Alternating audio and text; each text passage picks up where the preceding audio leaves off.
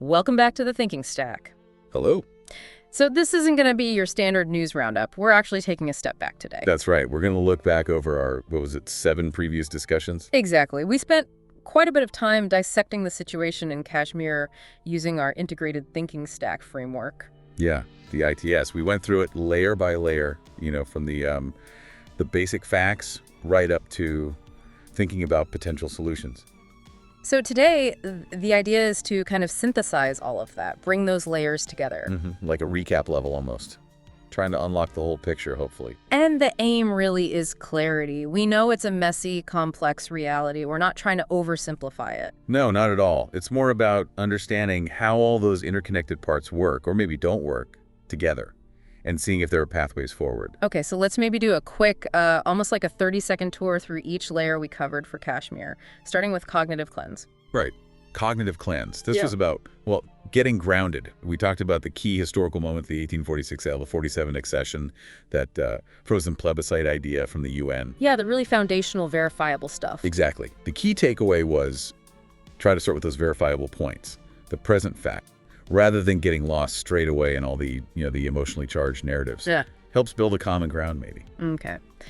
Then we moved on to moral intelligence. Ah, yes, the complexities of justice. We saw how really every side involved has its own justifications, its own kind of sacred exceptions. Things like AFSPA, the Armed Forces Special Powers Act, or actions by proxy groups, or the tragic civilian deaths.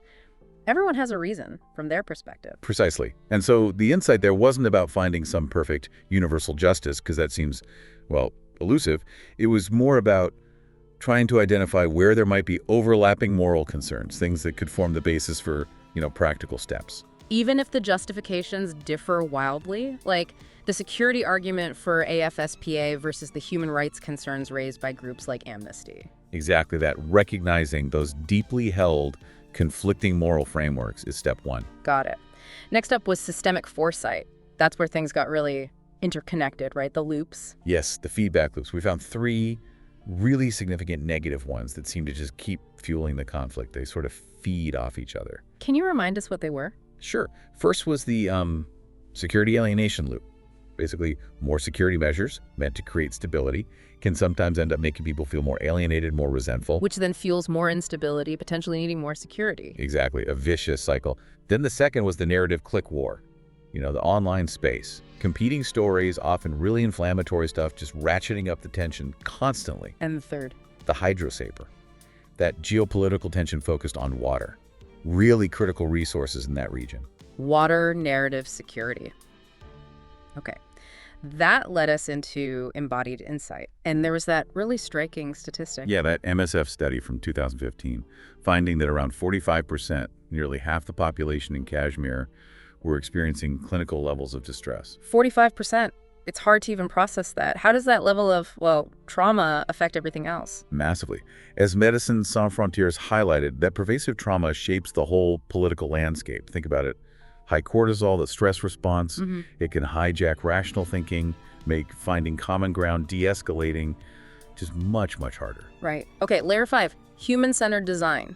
What stood out from focusing on the people actually living there? Well, a key thing was that what people on the ground need or prioritize often isn't what top-down plans assume. Like dignity being more important than just development projects. Exactly. Or the sheer power of direct communication tools. WhatsApp came up, how it shapes narratives, helps people organize, and even how negative things, difficult things like a gun can become tangled up with status or identity for some. It's about understanding those local nuances. Then risk and resilience. This felt very future-focused, looking at vulnerabilities. Yeah, we looked at things like the Indus Water Treaty. It's been there a long time, but it's basically old infrastructure facing new pressures, especially climate change. That Stimson Center work highlighted that, didn't it? And we also talked about how actions today, like, say, the use of pellet guns, aren't just immediate issues. They sow resentment, they create grievances that can fuel instability years down the line. Future risk. And the final layer, execution engine. Because ideas are one thing, but making them happen is another entirely.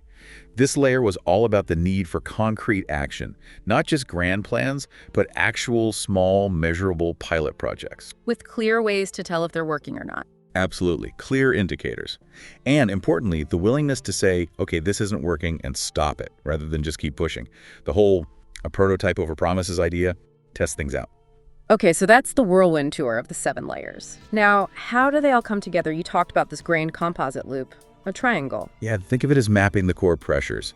At the north point, we put water anxiety. Real concerns about the Chenab River water security overall. It's fundamental. Okay, north is water. What about the southwest point? That's the trauma-driven rage, the direct consequence of that widespread distress we talked about. It manifests as anger, resentment, a sort of readiness for conflict almost. And the final point, southeast. Digital outrage. That's the amplifier. The online platforms taking existing tensions, narratives, trauma, and just turning up the volume, creating constant cycles of outrage. And these aren't separate problems, are they? They feed each other. Oh, absolutely. Yeah. They're deeply interconnected. You can easily imagine, say, a rumor about reduced water flow sparking anxiety. Which leads to protests. Right. Which then get amplified online, maybe misrepresented, fueling anger, especially among younger people. Then maybe there's a security response. Which reinforces that sense of alienation we talked about. Exactly. And deepens the underlying trauma. Yeah. And around it goes. Each node makes the others worse. It's a self-perpetuating cycle. Wow. Okay, so if that's the cycle, how on earth do you break it? You mentioned inserting buffers. That's the thinking, yes. Strategically placing buffers at each of those nodes to try and weaken the connections. Okay, so for water anxiety, what kind of buffer could work? Well, we looked at ideas like decentralized snow ponds, small-scale water management, maybe like some ideas the World Bank looked into recently, something that increases local water security, takes some pressure off that big river anxiety. Makes sense. And what about the trauma-driven rage node? Buffering trauma seems huge. Yeah, it is huge, and it's long-term. But ideas like trauma-informed schools came up, focusing on healing, building resilience from a young age. Some of the thinking from that CMU Trust study pointed towards approaches like that. It's an investment. A generational investment, almost. Okay. Okay. And digital outrage. Buffering the internet. Seems impossible. Hey, yeah, maybe impossible to stop it entirely. Right. But we considered ways to perhaps dilute it. Things like cross-identity economic projects. Like that dairy co-op example, Yeah. where people working together built some trust. Potentially, yeah. The idea, supported by some CSIS analysis too, is that if you create shared economic interests, shared realities on the ground, maybe those shared narratives can start to compete with the divisive online stuff. Give people a different story to connect to. Okay, interesting. So you have these potential buffers, snow ponds, trauma-informed schools, joint economic ventures. But this is Kashmir. How do you know these things would even survive? How do you stress test them? Exactly. Stress testing is crucial. You can't just launch things and hope. You have to ask, what's the worst that could happen? Like, what if you pilot a reduced AFF's zone and attacks go up? Right. You need a plan, a pre-agreed hot rollback clause maybe. If X happens, we immediately revert to Y. It's about having safety mechanisms, that kill switch humility we mentioned. Okay. And for things like those snow ponds, what if someone deliberately damages them? You could build in safeguards there too. Maybe link funding to progress using escrow accounts. If critical infrastructure gets sabotaged, the funding freezes for everyone involved. Creates a shared reason to protect it.